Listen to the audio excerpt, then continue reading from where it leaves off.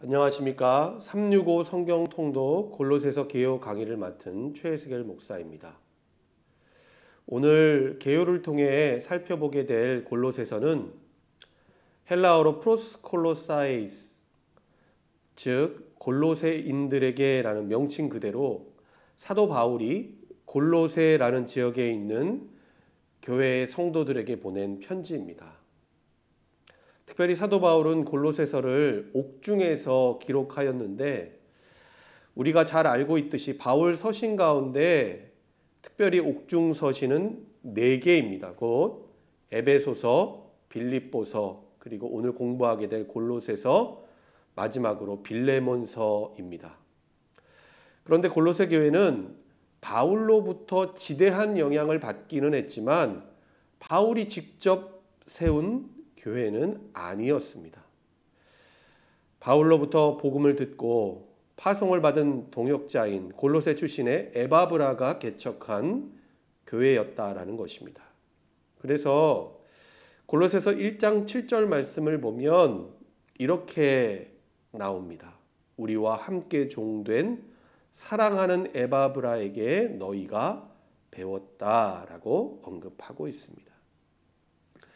그렇다면 왜 바울이 이처럼 골로새 교회 성도들에게 편지를 썼던 것일까요?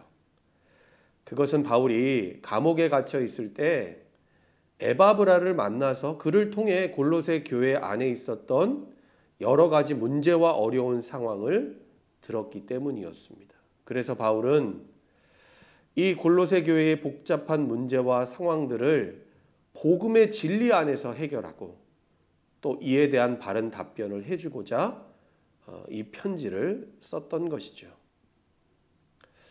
골로새라는 도시는 지도에 나와 있는 것처럼 소아시아에 위치한 도시로 당시 소아시아 최대 도시라고 할 수 있는 에베소로부터 동쪽으로 약 200km가량 떨어진 곳이었습니다.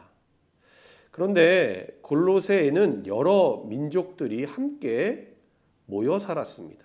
이로 인해서 다양한 종교적인 형태가 나타났는데 골로새 교회 안에도 이와 같은 영향으로 인해서 다신교, 우상 숭배, 특별히 이제 유대인들이 고집했던 율법주의라든지 천사 숭배와 같은 신비주의적인 신앙이 들어왔다라는 것입니다. 이것은 골로새 교회와 성도들에게 있어서 엄청난 신앙적인 위협 그리고 유혹과 시험이 아닐 수 없었습니다. 골로새서는 바울이 로마에서 1차 연금 생활을 할 때 기록한 것으로 물론 다른 곳에서 바울이 골로새서를 저작했다라는 가설들이 많이 있습니다. 그런데 바울이 로마 감옥에 머물렀던 때 대략 AD 61년에서 63년으로 그 기록 연대를 보는 것이 가장 설득력 있게 지지를 받고 있습니다. 골로새서의 핵심 구절은 1장 15절에서 20절까지의 말씀입니다. 이 구절은 대개 우리가 그리스도의 우주적 찬미송이다라고 불리워집니다. 골로새서의 주제는 만물의 근원이시고 창조의 중재자 되신 예수 그리스도, 다른 무엇과 비교할 수 없고 가장 뛰어나신 그리스도의 우월성을 말하고 있습니다. 어쩌면 이것은 사도 바울이 이방인들에게 전하고자 했던, 그리고 그가 전했던, 강조하고 전했던 복음의 핵심이기도 합니다. 그렇다면 왜 구체적으로 골로새 교회 안에 어떤 문제들이 있었기 때문에 사도 바울이 이처럼 그리스도의 우월성 그리고 예수 그리스도의 창조주 되심을 전했던 것일까요? 여러 가지가 있을 수 있겠지만 크게 2가지로 분류해서 우리가 생각해 볼 수 있습니다. 바울은 골로새서 2장 8절 말씀에 골로새 교회 성도들 향해 다음과 같이 경고하고 주의할 것을 권면합니다. 누가 철학과 헛된 속임수로 너희를 사로잡을까 주의하라. 이것은 사람의 전통과 세상의 초등 학문을 따름이요 그리스도를 따름이 아니니라. 세상의 철학, 헛된 속임수, 사람의 전통, 초등 학문을 따르지 말고 오직 예수 그리스도 참된 복음만을 따를 것을 바울은 강조하고 있습니다. 먼저 골로새 교회 안에 있었던 문제 가운데 하나는 바로 유대주의, 율법주의였습니다. 대개는 유대교회에서 개종한 그리스도인들로부터 제기된 문제였는데 이런 것입니다. 아무리 그리스도인이라고 할지라도 율법에 정해진 대로 먹고 마시는 것, 그리고 절기와 규례를 지키고 할례를 반드시 행해야 한다라는 것이었습니다. 이방인들도 예외가 없었다라는 것입니다. 여러분, 이것은 분명 잘못된 신앙이었습니다. 바울은 그래서 이와 같은 것들, 유대적인 율법주의를 근거로 해서 누구든지 비판해서는 안 된다라고 단호하게 말합니다. 골로새 교회 안에 있었던 또 다른 문제는 여러 민족이 골로새라는 도시에 살고 있었기 때문에 그들을 통해서 들어온 각종 이단 사상들이었습니다. 예를 든다면 영과 육을 철저하게 분리해서 영은 거룩하지만 육은 더럽고 부정하다라는 그런 특징을 가지고 있는 영지주의, 그리고 거기서 파생된 극단적인 금욕주의, 천사 숭배 사상과 같은 것들이었습니다. 이와 같은 이단 사상과 혼합주의적인 신앙이 교묘하게 골로새 교회와 성도들 가운데 들어와서 마치 그것이 기독교 신앙인 것처럼 그리스도인들 사이에 점점 스며들고 있었다라는 사실입니다. 여러분, 오늘날에도 우리의 신앙을 잘 살펴보게 되면 이와 같은 요소들이 참 우리의 신앙생활 가운데 있다는 것을 깨닫게 됩니다. 여러분, 그렇기 때문에 우리는 항상 하나님의 말씀, 기록된 성경, 복음이라는 명확한 기준 외에 바울이 언급했던 것처럼 다른 복음은 없다라는 말씀 중심의 신앙, 복음을 기초로 한 신앙을 가져야 합니다. 골로새서의 마지막 장이라고 할 수 있는 4장에서 바울이 개인적인 끝 인사를 하는 부분이 나오는데 그 말씀을 보면 바울이 쓴 골로새서를 누가 골로새 교회에 전달했는지 알 수 있는 한 가지 단서가 나옵니다. 골로새서 4장 7절 말씀에 나오는데요. 바울이 사랑받는 형제요 신실한 일꾼이요 주 안에서 함께 종이 된 두기고를 너희에게 보낸다. 골로새 교회의 성도들에게 보낸다라고 언급을 합니다. 뿐만 아니라 바울은 빌레몬서를 전달했던 오네시모라는 이름을 언급하고 있습니다. 그는 빌레몬의 종이자 바울이 감옥에 갇힌 중에 낳은 영적인 아들이라고 빌레몬서에 소개하고 있는 바로 그 오네시모를 말하는 것입니다. 바울 서신을 보면 우리가 공통적인 구조를 발견하게 됩니다. 그것은 무엇인가 하면 서신서의 앞부분은 교리, 즉 이론편이 나온다라고 한다면 뒷부분은 실제적인 윤리, 곧 실천편이 나옵니다. 골로새서 역시 이와 같은 바울 소신에 반복해서 등장하고 있는 구조를 띠고 있습니다. 골로새서 1장과 2장의 말씀은 교리편이고 또 이어지는 3장과 4장의 말씀은 실천 윤리편에 해당이 됩니다. 그리고 마지막 4장 7절로 18절 말씀은 사도 바울이 이 편지를 보내면서 골로새 교회 성도들에게 하는 개인적인 부탁을 끝으로 편지를 마무리하고 있습니다. 특별히 골로새서는 앞서 우리가 공부했었던 에베소서와 그 내용적인 측면에 있어서 그리고 서신서 가운데 사용되는 단어들 그리고 전체적인 구조에 있어서 참 많은 부분이 닮아 있습니다. 그래서 골로새서와 에베소서는 쌍둥이 서신으로 불리워지기도 합니다. 여러분, 실제로 성경을 통독하실 때 골로새서와 에베소서 이 두 서신서를 같이 비교해서 읽는 것도 참 유익할 것이라고 생각합니다. 이제 골로새서 본문의 구체적인 내용을 들어가서 살펴보게 되면 먼저 바울은 1장 1절로 12절의 말씀을 통해 골로새 교회 성도들에게 보내는 인사말과 또한 이들에 대한 소식을 에바브로로부터 듣고 하나님께 감사하는 바울의 감사 기도가 나옵니다. 1장 2절 말씀을 보면 바울은 이들에게 편지를 보내면서 바울 서신 가운데 계속 반복해서 나오는 구절인 하나님의 은혜와 평강이 너희에게 있을지어다 라는 인사말을 전합니다. 그리고 이어서 골로새 교회 성도들이 복음의 열매를 맺고 그 복음의 열매 가운데 교회와 성도들이 성장해 나아가고 있다라는 소식을 바울이 듣고서 하나님께 감사하는 내용이 나옵니다. 뿐만 아니라 바울은 진정 이들이 믿음 안에서 성숙하게 성장해 나아갈 것을 기도하고 있습니다. 다음으로 나오는 내용은 골로새서의 핵심적인 내용과 주제라고 할 수 있는 기독론, 예수 그리스도는 누구신가에 대한 내용입니다. 예수님 누구십니까? 보이지 않는 하나님의 형상이 되시고 만물의 근원이시며 창조의 중재자가 되신다라고 바울은 골로새서의 말씀을 통해 전하고 있습니다. 1장 15절로 20절의 말씀에 이와 같은 예수 그리스도의 존재를 선포하고 있는 우주적 찬미성이 나오죠. 그리고 1장 24절 말씀을 보면 바울이 교회를 위한 자신의 사역에 대해서 다음과 같이 표현하고 있습니다. 내가 그리스도의 남은 고난을 그의 몸된 교회를 위하여 자신의 육체에 채운다라고 말합니다.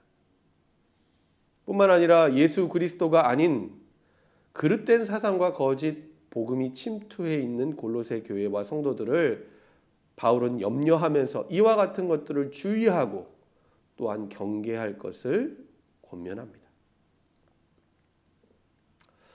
3장에서부터는 앞선 분명한 교리와 신앙에 입각해서 너희가 그리스도인이라고 한다면 어떠한 원칙을 가지고 살아야 하는가를 말하고 있습니다. 그것은 어떤 것일까요? 너희가 예수 그리스도와 함께 다시 살게 되었으니 이제는 골로새서 3장 1절로 2절 말씀에 나타나 있는 것처럼 위의 것, 곧 하늘의 것을 생각하고 땅의 것, 세상적인 것들을 추구하며 살지 말라는 것입니다. 그러면서 바울은 구체적으로 그리스도인으로서 버려야 할 다음과 같은 악 덕목들을 언급합니다.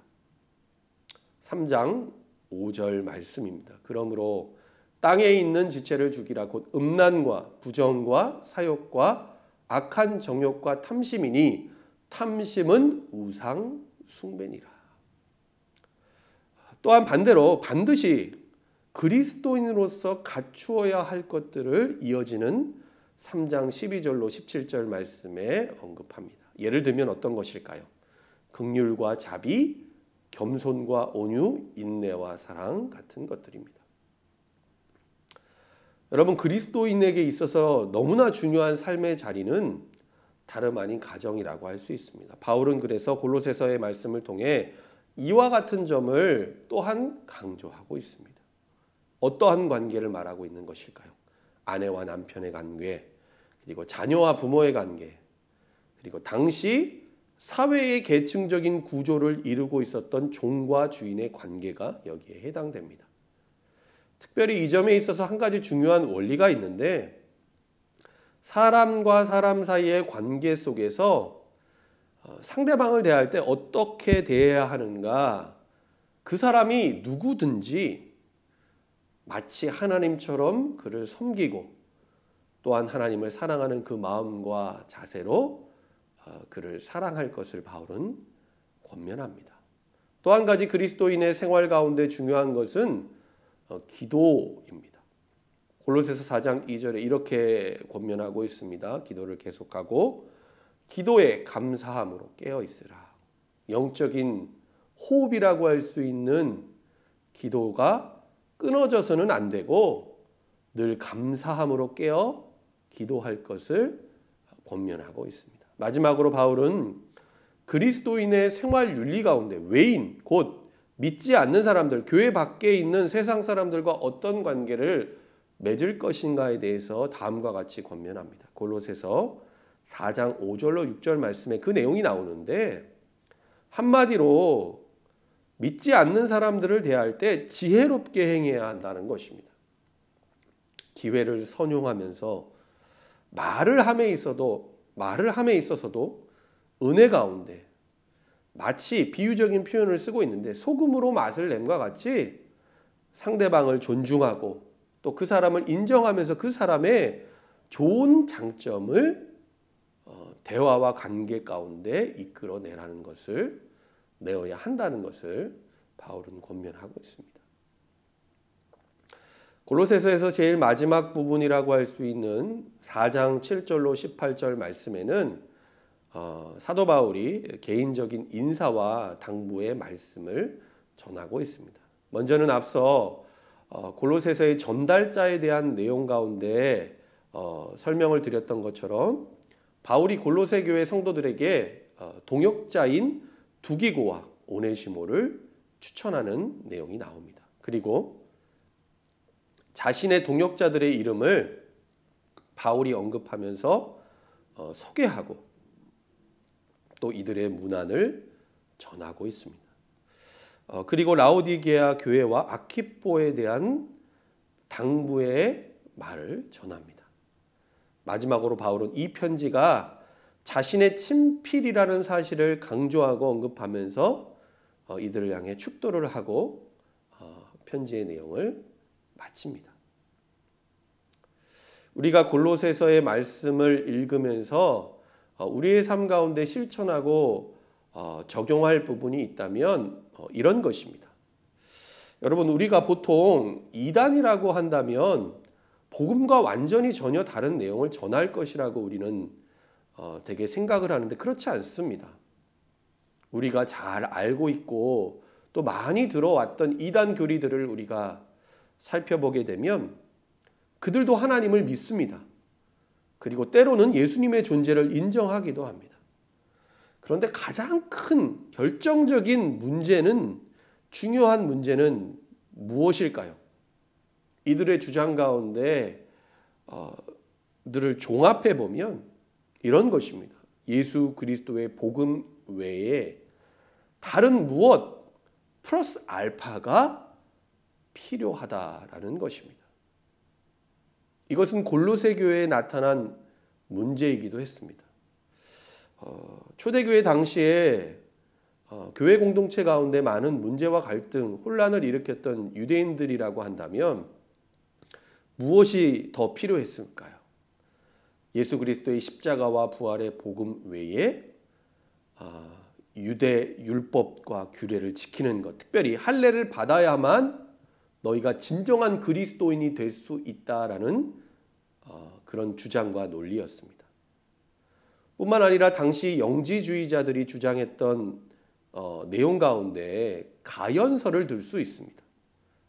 가연설은 무엇을 말하는 것일까요? 그리스도의 부활이 실제로 예수님께서 육체가 다시 살아나신 것이 아니라 그저 이들이 영적인 환영, 영적인 현상을 보았을 뿐이라는 그런 주장을 말하는 것입니다.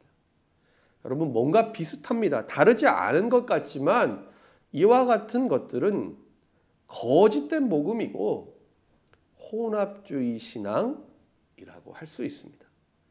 그래서 바울은 이들을 향해 바울 서신 가운데, 특별히 이제 오늘 우리가 공부했던 골로새서의 말씀을 통해서 거듭 강조해서 이들을 향해 권면하고 말하고 있습니다. 예수 그리스도 복음이면 충분하다. 예수 그리스도만이 만물의 창조주가 되시고 완전한 구원자가 되심을 바울은 강조하고 있습니다. 그리고 무엇보다 참된 믿음이라는 것은 무엇인가? 모든 충만한 것들이 예수 그리스도 안에 있음을 우리가 알고 그분 안에서 복음의 진리를 깨닫는 것이라고 말하고 있습니다. 그 그렇다면 예수 그리스도로 충만한 삶을 사는 것은 구체적으로 어떠한 삶을 사는 것일까요? 예수 그리스도 안에서 사는 것, 다시 말해서 예수 그리스도와 연합된 삶을 사는 것입니다. 바울은 골로새서 2장 6절로 7절 말씀에 이렇게 권면합니다. 그러므로 너희가 그리스도 예수를 주로 받았으니 그 안에서 행하되 그 안에 뿌리를 박으며 세움을 받아 교훈을 받은 대로 믿음에 굳게 서서 감사함을 넘치게 하라. 너희가 예수 그리스도를 주로 믿고 영접했으니 이제는 그리스도 안에서 행하라는 것입니다.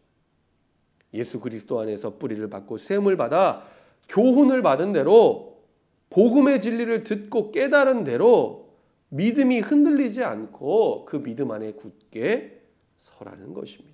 구체적으로 어떠한 삶을 살라는 것입니까? 예수 그리스도와 연합된 삶을 살라는 것입니다. 내 안에 그리스도가 사시고 그 주님이 성령으로 내 삶을 이끄시고 인도하시는 대로 순종하는 삶을 살라는 것입니다. 이와 같은 삶을 사는 자에게 우리 주님이 약속하신 말씀이 있습니다. 골로새서 3장 4절의 말씀, 곧 우리의 생명이신 그리스도께서 나타나실 그때에 너희도 그와 함께, 예수 그리스도와 함께 영광 중에 나타나게 되리라 라는 분명한 약속의 말씀을 사도 바울은 전하고 있습니다. 이제 여러분 골로새서의 말씀을 읽고 묵상하게 될 텐데 우리가 오늘 공부한 내용 그리고 골로새서의 말씀을 읽고 또 묵상하면서 이와 같은 복음의 분명한 진리 안에서 예수 그리스도만으로 충만한 은혜, 복음이면 충분하다라는 그 믿음 안에서 진정 예수 그리스도와 연합된 삶을 사는 여러분 될 수 있기를 바랍니다. 이것으로 오늘 강의를 마치겠습니다. 감사합니다.